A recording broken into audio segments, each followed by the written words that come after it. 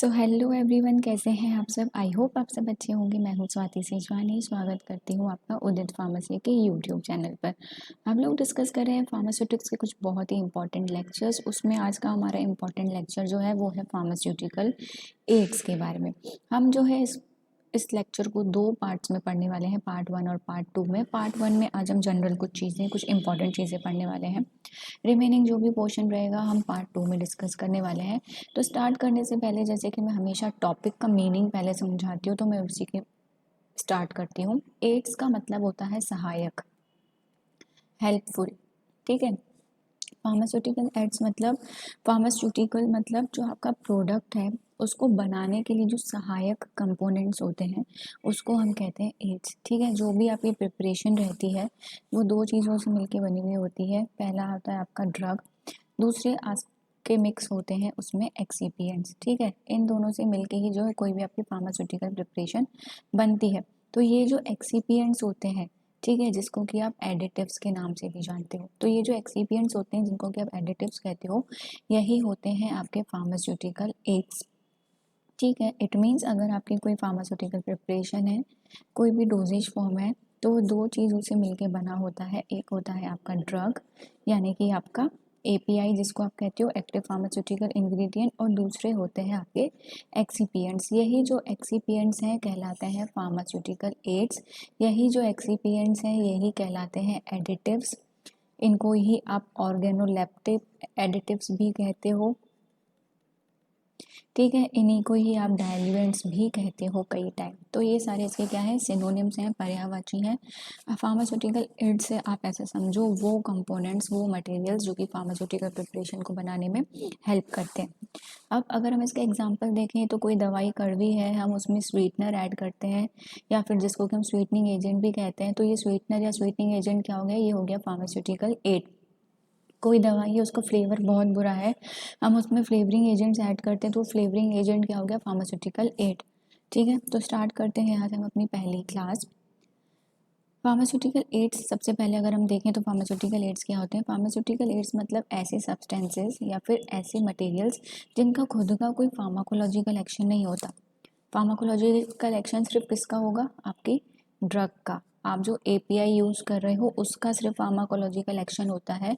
Pharmaceutical ads, excipients वो substances होते हैं, वो मटेरियल होते हैं जिनका खुद का कोई फार्माकोलॉजिकल एक्शन नहीं होता।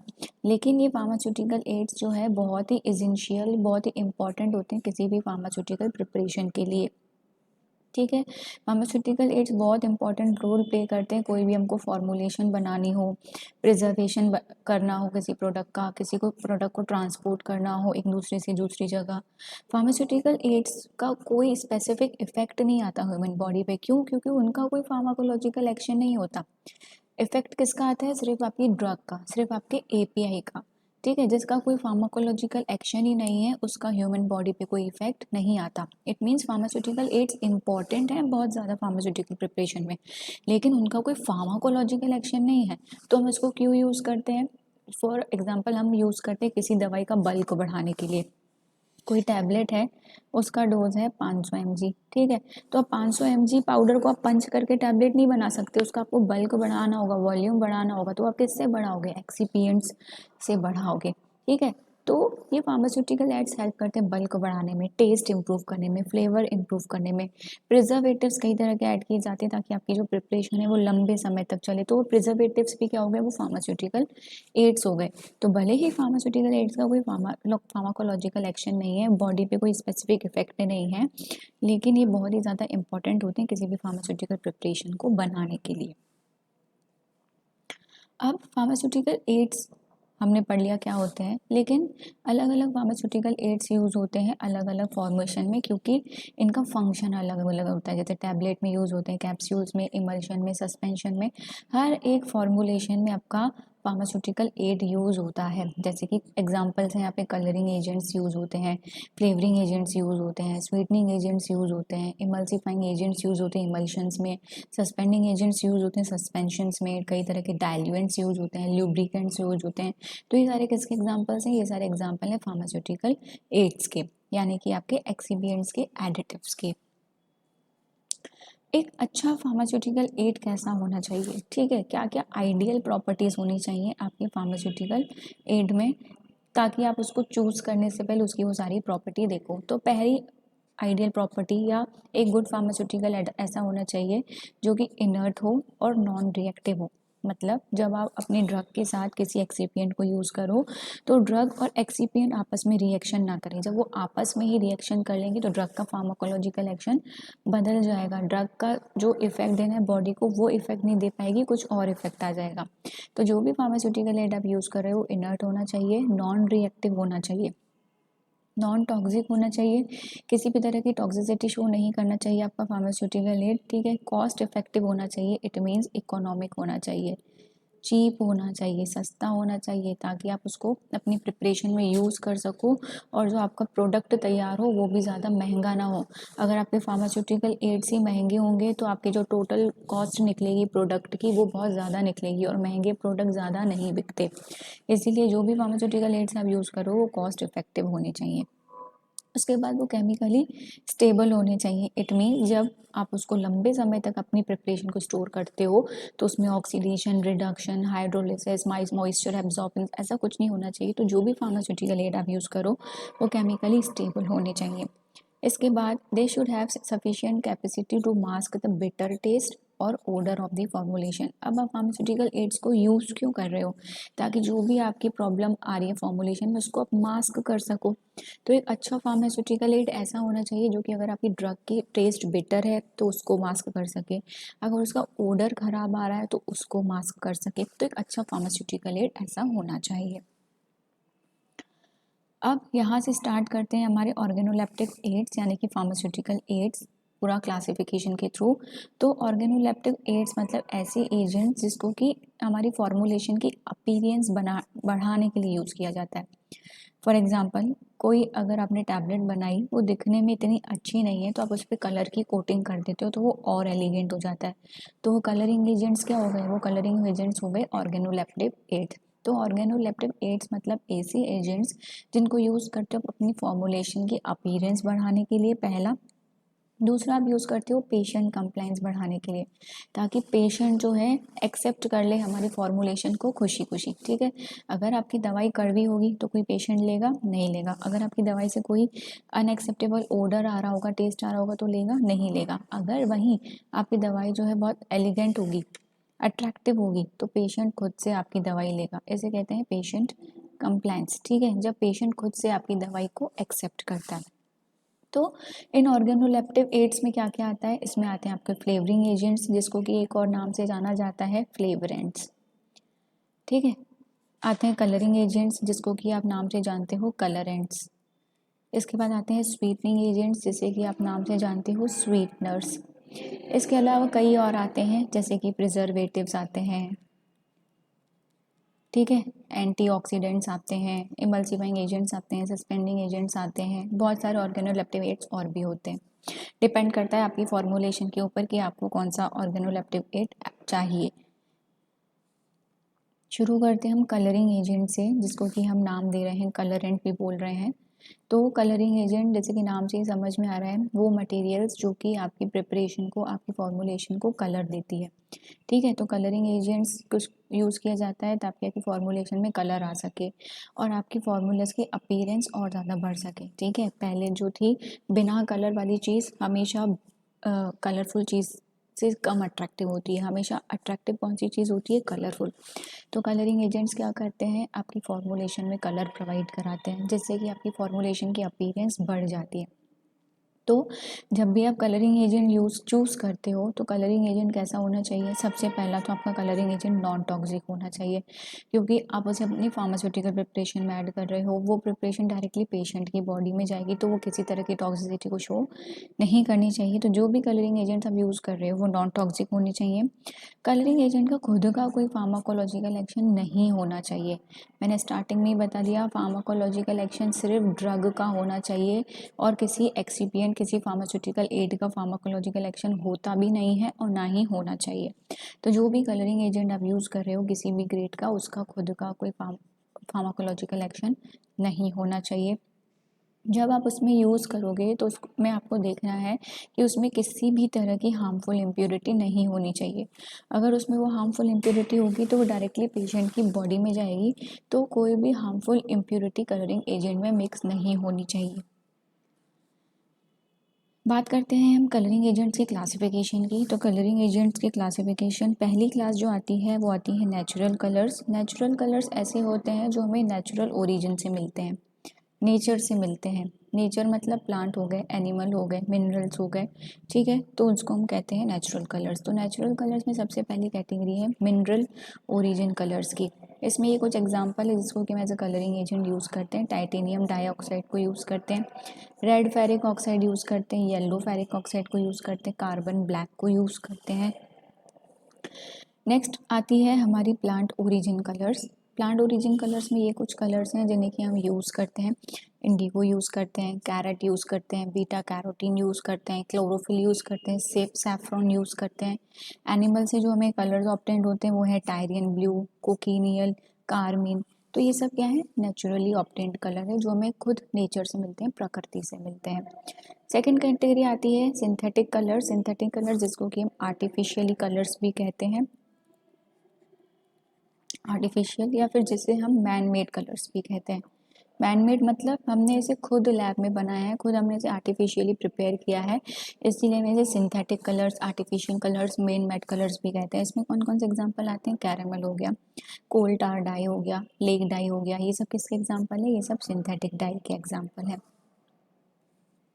बात करें अगर हम नेचुरल कलर्स की, तो नेचुरल कलर में सबसे पहले कैटेगरी जो हमने देखी थी मिनरल ओरिजिन कलर्स की। तो ये मिनरल ओरिजिन कलर जो हमें मिनरल से मिलते हैं, और मिनरल से जो भी हमें कलर मिलते हैं उसको हम पिगमेंट्स बोलते हैं। यहाँ से ये क्वेश्चन बन सकता है कि मिनरल से जो कलर ऑब्टेंड होते हैं उसे क्या कहते हैं, तो मिनरल से जो भी कलर ऑब्टेंड होते हैं उसे पिगमेंट्स कहा जाता है। इन पिगमेंट्स को यूज़ किया जाता है मेडिसिन और कॉस्मेटिक्स दोनों के मैन्युफैक्चरिंग के लिए। जैसे कि एग्जांपल हो गया titanium dioxide. Titanium dioxide naturally occurring oxide है, इसको हम बहुत सारी कॉस्मेटिक प्रिपरेशंस में यूज़ करते हैं। सबसे ज़्यादा हम इसको यूज़ करते हैं सनस्क्रीन में।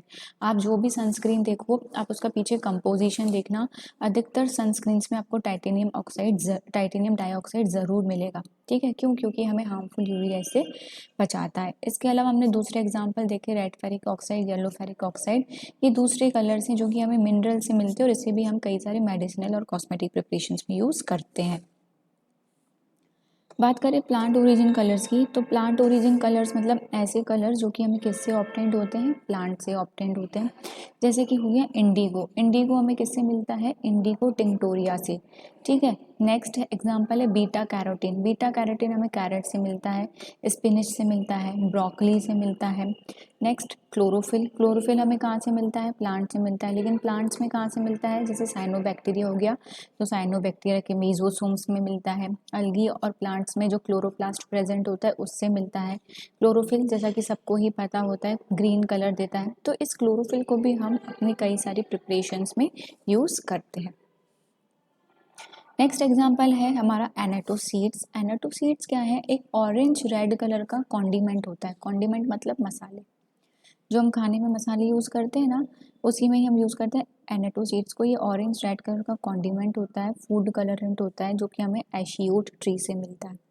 ठीक है, नेक्स्ट एग्जांपल है सैफरन। आप सब ने सुना होगा हिंदी में केसर, जिसको कि बहुत ज़्यादा यूज़ किया जाता है। केसर मिलता है हमें क्रॉकस सटाइवा से, जिसको कि हम कॉमनली सैफरन नाम से जानते हैं।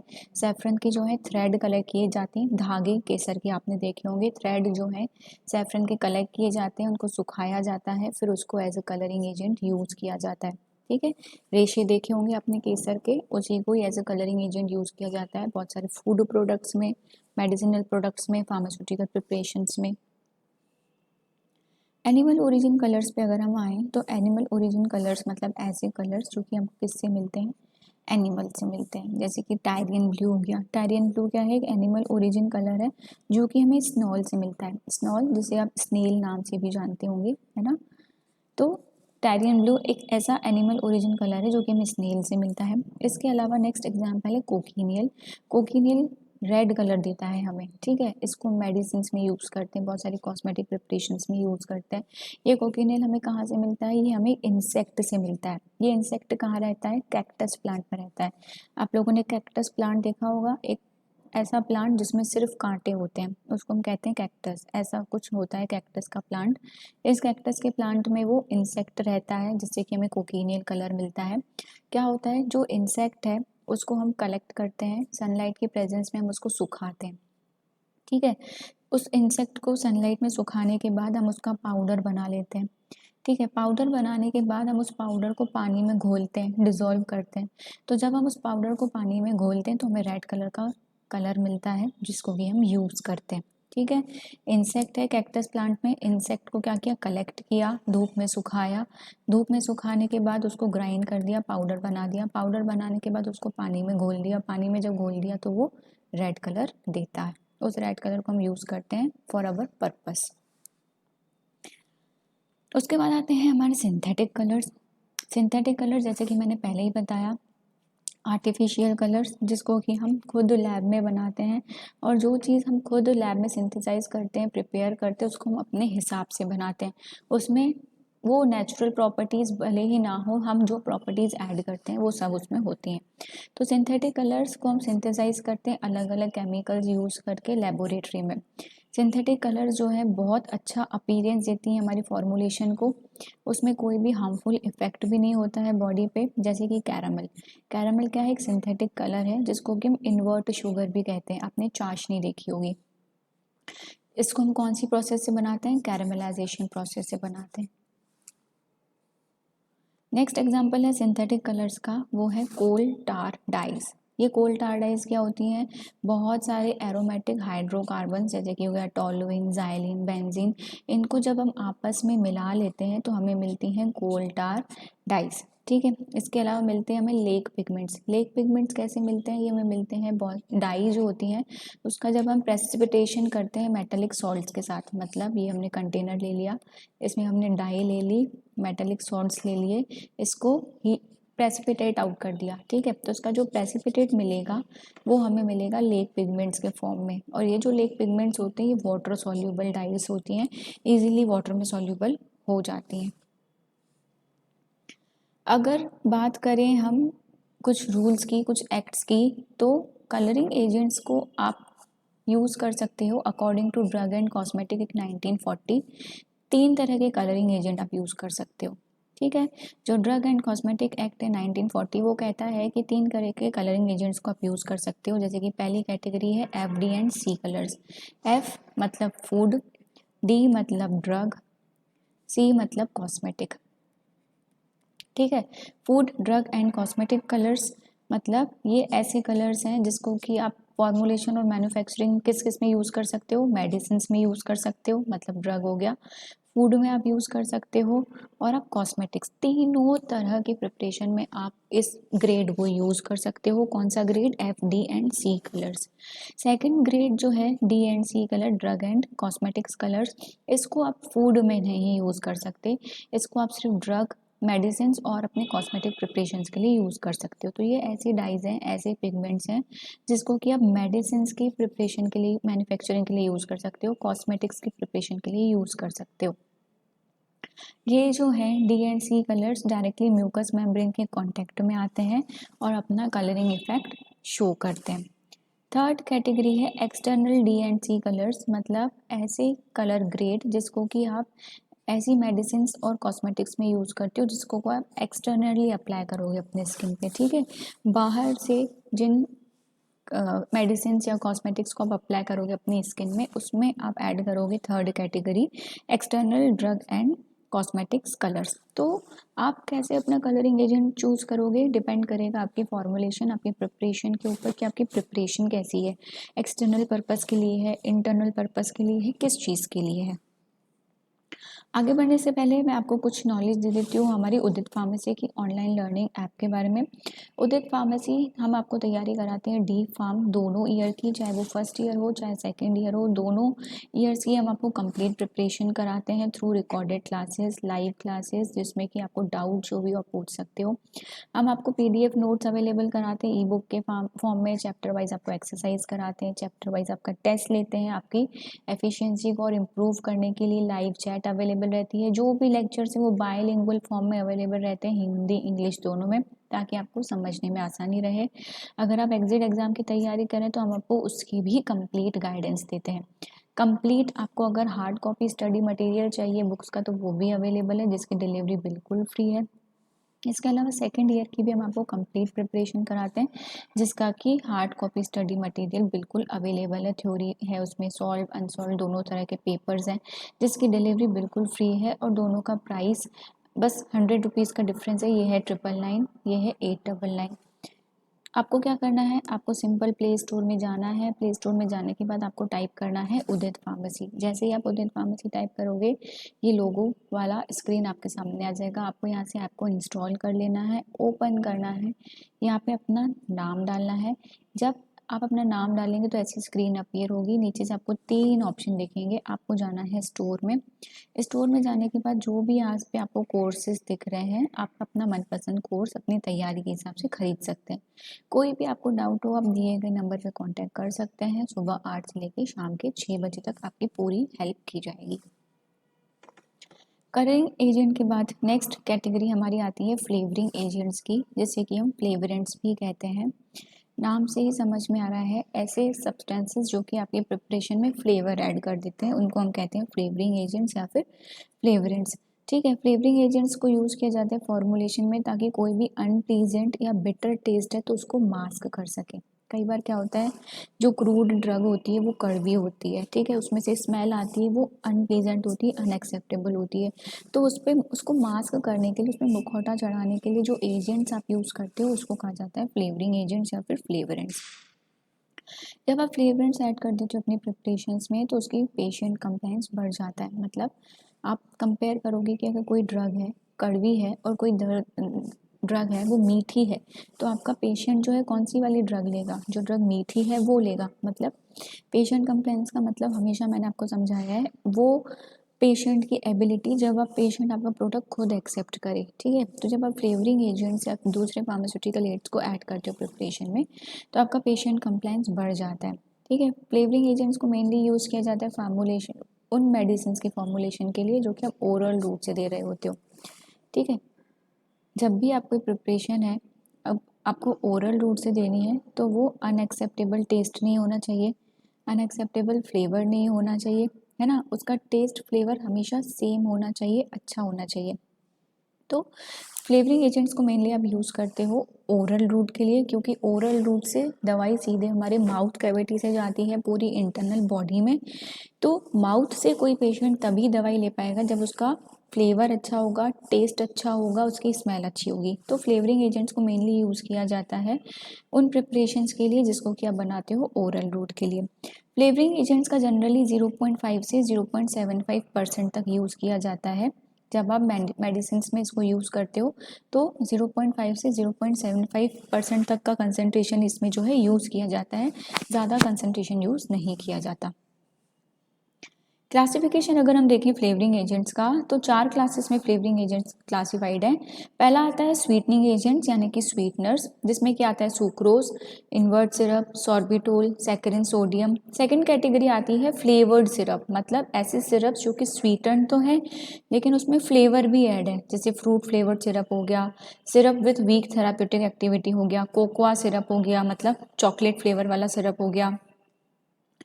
कई तरह के एरोमेटिक ऑयल्स भी as a flavouring agents use होते हैं, जैसे कि जिंजर हो गया, अदरक, पेपरमेंट हो गया, क्लोव हो गया, लौंग, सिनामन हो गया, दालचीनी, लेमन हो गया, नींबू, ऑरेंज हो गया, संतरा। तो इनके ऑयल्स यूज़ किए जाते हैं as a flavouring agent. Synthetic flavours की बात करें तो मतलब ऐसे फ्लेवर जिसको कि लैब में बनाया जाता है कई सारे केमिकल्स के थ्रू, जैसे कि कीटोन को यूज़ किया जाता है, लैक्टोन, वेनिलिन, बेंजल्डिहाइड ईस्टर्स, इन सबको यूज़ किया जाता है as a flavouring agent for medicinal purpose. पहली बात करते हैं स्वीटनिंग एजेंट्स की। स्वीटनिंग एजेंट्स मतलब ऐसे एजेंट जो कि स्वीटनेस प्रोवाइड करेंगे आपके प्रिपरेशन को। सुक्रोज हो गया, इन्वर्ट सिरप हो गया, सॉर्बिटोल हो गया, सैकरिन सोडियम, इनको जनरली यूज़ किया जाता है ताकि आपकी प्रिपरेशन में फार्मास्यूटिकल डोजेज फॉर्म में स्वीटनेस आ सके। नाम बता रहा है स्वीटनिंग एजेंट मतलब जो मिठास ला सके आपके प्रोडक्ट्स में। दूसरा आता है फ्लेवर्ड सिरप। एस सिरप्स तो आपको पता ही है, शुगर का सॉल्यूशन। तो फ्लेवर्ड सिरप मतलब जिसमें कोई फ्लेवर ऐड है, जैसे फ्रूट सिरप हो गया तो उसमें फ्रूट का फ्लेवर होता है, कोकोआ सिरप हो गया उसमें चॉकलेट का फ्लेवर होता है। तो ये कुछ एग्जांपल्स हैं फ्लेवर्ड सिरप के। इन सिरप्स को यूज़ किया जाता है ताकि आपकी फार्मास्यूटिकल प्रिपरेशंस में अच्छा सा फ्लेवर आ सके। फ्रूट फ्लेवर सिरप को यूज़ किया जाता है सिट्रस फ्रूट के जूस यूज़ करके। सिट्रस फ्रूट मतलब लेमन हो गया, ऑरेंज हो गया, स्वीट लेमन हो गया, मौसम्बी हो गया, संतरा हो गया, नींबू हो गया, इनका जूस यूज़ किया जाता है फ्रूट फ्लेवर्ड सिरप बनाने के लिए। कोकोआ सिरप को यूज़ किया जाता है ताकि आप फार्मास्यूटिकल प्रिपरेशन का कोई बिटर टेस्ट, अगर आपकी प्रिपरेशन कड़वा टेस्ट दे रही है तो उस कड़वे टेस्ट को मास्क करने के लिए कोकोआ सिरप यूज़ किया जाता है, जिसमें क्या होता है चॉकलेट का फ्लेवर। नेक्स्ट आता है हमारे एरोमेटिक ऑयल्स, जो कि अभी मैंने बताया कई तरह के हमारे हमारे जैसे जिंजर हो गया, ठीक है, पेपरमेंट हो गया, उसके ऑयल्स को यूज़ किया जाता है। अलग अलग तरह के वॉलेटाइल ऑयल को यूज़ किया जाता है फार्मास्यूटिकल प्रिपरेशन के अनप्लीजेंट टेस्ट को छुपाने के लिए। जैसे जिंजर हो गया, सिनेमन हो गया, क्लोव हो गया, मिंट हो गया, इन सब पे ऑयल को यूज़ किया जाता है as a flavouring agent. Synthetic flavours मतलब आर्टिफिशियल फ्लेवर्स, इसको हम कई तरह के केमिकल्स यूज़ करके बनाते हैं लेबोरेटरी में। ये सिंथेटिक फ्लेवर्स क्या करते हैं, टेस्ट को मास्क कर देते हैं, ठीक है, और कोई भी अनप्लीजेंट ओडर आ रहा होता है फॉर्मुलेशन से तो उसको भी मास्क कर देते हैं। जैसे कि कीटोन्स हो गए, बेंजल्डिहाइड हो गया, ईस्टर हो गया, लैक्टोन हो गया, इन सबको आर्टिफिशियली लैब में यूज़ करके सिंथेटिक फ्लेवर्स बनाए जाते हैं। This was all about today, thank you so much.